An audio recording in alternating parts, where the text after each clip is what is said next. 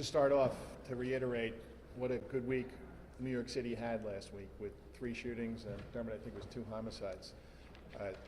Going back in time, I don't think we've had it that low. We've had a number of weeks, I think, where the number was 5, a couple where the number was 8. But that's a real accomplishment for New York City. And I'm not standing here talking about the NYPD. That's everybody working together. That's all 8.6 million New Yorkers. It's all of the non-governmental organizations, the community-based organizations, the prosecutors, all our federal partners, all of us working together. That's 3 people shot in a city of 8.6 million. Just go around the country and take a look at what other cities are facing. And these numbers are historic low, and hopefully we can sustain them.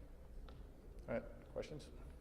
I have a question, and I don't know if it's for you or Chief Shea. You were mentioning that you need more tools in your toolbox for sex crimes on the subway. What are you looking for, and what kind of tools are you looking for?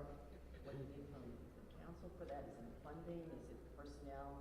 And to address what? I think it's also excluding people. Yeah, I mean, really what I'm referring to, and I understand it's a difficult conversation, but I think it's a conversation that we have to hold about excluding people from the public subways. And I know that brings up and brings up some deep feelings in many, that everyone has the right, but we have to be clear about what's going on here. There is a small number of people, but they are doing a lot of damage, and they continue to. And they're not riding the subway going to work or to the library or to see their kids. They are hunting on the New York City subway system. We know exactly what they're doing. They are riding the subway looking for victims. In fact, we follow them around as they're doing this. And nothing could be more frustrating to me or Eddie Delatorre's people. We need some teeth in the law that we can simply exclude them, whether it's through a plea agreement. This is for a larger discussion for policymakers, legislators, potentially prosecutors, to get together. The system right now is not what the end result should be. We cannot have little kids riding on the train and being victimized when we can do something. Dermot, are you saying that sex offenders level 1, 2, and 3 should be excluded from riding on public transportation? I'm not talking specifically about the level 1, 2, and 3 sex offenders here. Believe it or not, there are people that sometimes concern us more than that. We have individuals that continually perpetuate crimes, these recidivists, that this is what they do. Whether they're groping people, and I'm not going to get into, quite frankly, some of the acts that they commit on the train, because it is disgusting, and it shouldn't be spoken about here. But it would turn your stomach, and this is not going to be news to many women that ride the subways. But not a week goes by that Eddie Delatorre's transit officers, the undercover teams that have been highlighted, are catching people in the act doing this. So how do you enforce that act? Do you have people waiting for somebody to come down the stairs and turn them away, or is there, how do you do that? That's a great question, and there's a combination of things. So let me just, if I can expand on this a little bit. First of all, we know many of the recidivist offenders, so we will spot them entering the system. If they were banned or excluded from the system, we would arrest them on site for trespassing. So that's one approach. The other issue I think that we should really be aware of is excluding people from transit systems is not a new idea. It's done in many cities across the country. Some permanently excluded, some upon arrest they're served. Denver does it, LA does it, Seattle does it, many cities. So it's not really a very new idea. The other part I want to mention is very recently we had a 16-year-old girl who was stalked and molested multiple times in a 1-month period from March into April.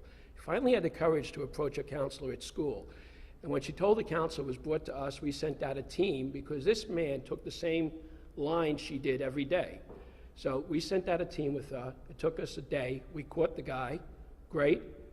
He's out, and she's now constructively banned from the system because I don't think her mother's going to let her get back on that train as long as this guy can still ride it. So our position here is that we're backing into banning our victims, so to speak, because we won't let our children back in the same line knowing that the perpetrator still has access to it. So this is where we're talking about a real common sense approach to policing the subway and keeping our people safe. Can you tell us what your dream legislation is that would ban sexual predators from the subways? Yeah, I think Eddie touched on a phenomenal point there. We just need it. We're willing to have this conversation.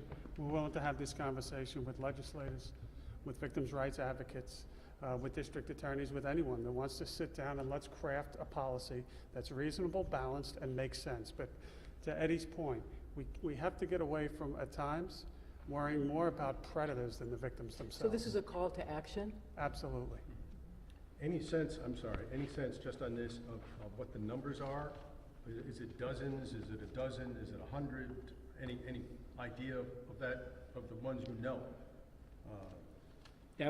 That would all depend on what period of time we go back in. Generally, when cities implement an exclusion, it goes forward, not backwards.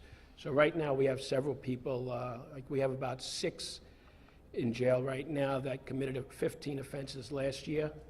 I believe 10 of them were sexual offenses, but if you combine all their arrests, they had 211 arrests in their career, and about 110 of them were sex offenses. So those are 6 unique people that are actually serving time. Hey, Rich, That what we'll would do is, qualify. without Yeah. putting names on them, we'll give you a spreadsheet of what we're seeing, okay? Okay. All right. Yes?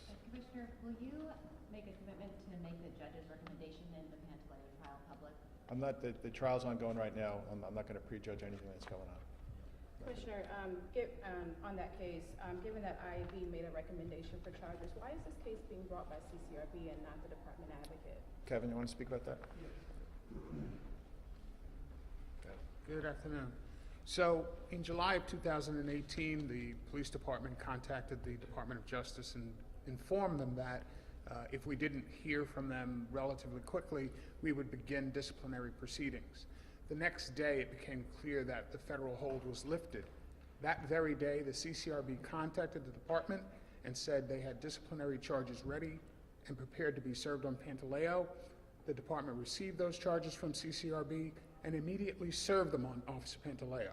The department then began 100% cooperation with the CCRB in that we provided them with tens of thousands of pages of requested documents and material, the investigative file, and access to dozens of police personnel who the CCRB needed to make their case and bring their trial forward against Officer Pantaleo, and that trial is now ongoing. Are you saying that you deferred to CCRB even though your own investigators already recommended charges 2 years earlier? At the time the hold was lifted, the CCRB was prepared to move forward, and rather than occasion any other delay, we immediately served the CCRB charges, and therefore they're bringing the prosecution in this case. Commissioner, can you talk about the Lincoln Hospital sexual assault? I think Dermot has that. Dermot? Yeah, disturbing incident this past Monday in Lincoln Hospital. We have a female victim that's in pretty poor shape. A male enters her room while she's in a state that she cannot defend herself and commits a sex act on the woman. We have released a picture of him, a pretty clear picture, walking out of the hospital, I believe. We're asking anyone with any information on this incident to please call it into Crime Stoppers, and detectives will take it from there. We're also taking a look at the hospital in general to see any other incidents that may have been, whether this individual works in the hospital. We have zero information to that.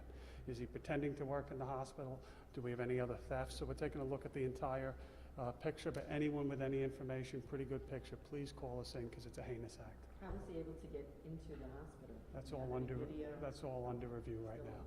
So you think it's a particularly heinous crime?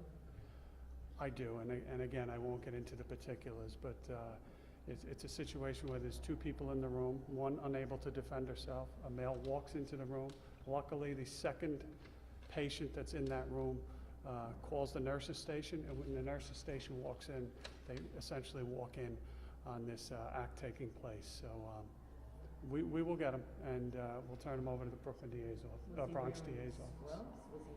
Was he in? He was fairly well dressed. I would look at it as almost Dockers, shirt and tie. Time for 2 or 3 more, please.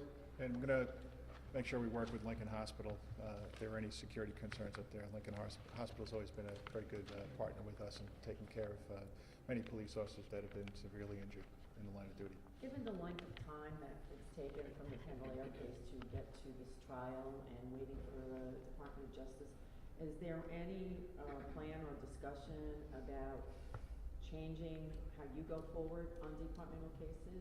Yeah, that's going to be part of the process here. Take a look back and see if we can be more efficient. Commissioner, a Greenwich Village contractor has installed a sprinkler system on motion detectors to go after drug users. I wonder how you feel about that and what that says about quality of life in New York City. Well, I think that if someone is having a particular problem with quality of life concerns, they should call the precinct, that they should call 911 or 311 and let us handle it, I just rather wonder, than, putting a sprinkler on motion detectors. yeah, that's, it's best that let the police department handle that. That's what we get paid to do. Commissioner, you were asked in the hearing whether you requested that Pantaleo be allowed to retire with full benefits. And you said no. Have you or anyone under your command made any kind of request as to what punishment or not Officer Pantaleo received? No, the trial's ongoing, and I'm not going to prejudge it. Last call, guys? Can you talk about the Yeah, hold on. Yeah, go ahead. why you don't want to add any more officers to CIS? I know Chief Chan spoke about this a little bit during the hearing, but you feel content that there's enough? I never feel content, and somebody mentioned something about being happy. I never really feel happy either, but this is something we look at on an ongoing basis. So And you as the don't- number of crashes increase, and if we need to increase and people in CIS, that's what we'll do. But you don't feel the need to right now? It's something that we constantly look at. Can we explain how the reduction in headcount with the TDAs, how the NYPD will maintain enforcement there, just? Yeah, Vinnie, or Tom, you want to talk about that? On left? Okay, thanks, Tom. Sure.